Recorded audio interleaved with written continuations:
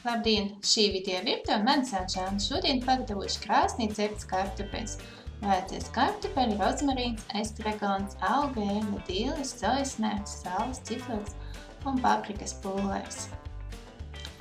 Kartupeļus nomizoju, sagriežu uz pusēm un nedaudz iegriežu plānas šķēlītes.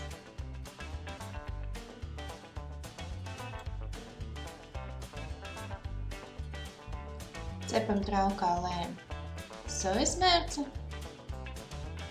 ēļu, dīles, rozmarīnu, sarkano papriku, estragonu, ciploku.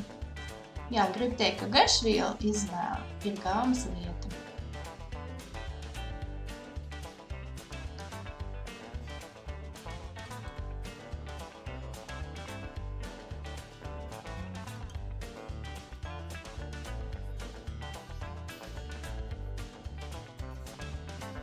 Visu sajauc kopā.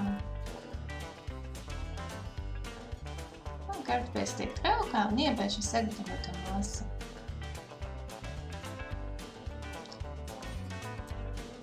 Sojas mērces vietā var pielikt sāli.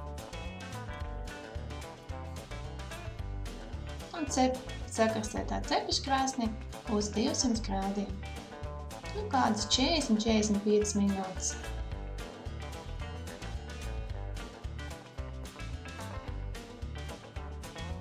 Citreiz aizņem kādas minūtes 50. Jāskatās, cik liela kartupeļa.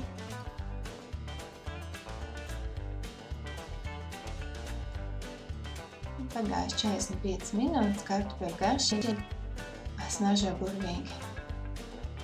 Šāds kartupeļus var ēst vienkārši pliks vai no pasniegtā gaļa zivīm vai dārzeņiem. Tādā garozīna smuki. Šāds kartupeļus var ēst pat augstā vietā.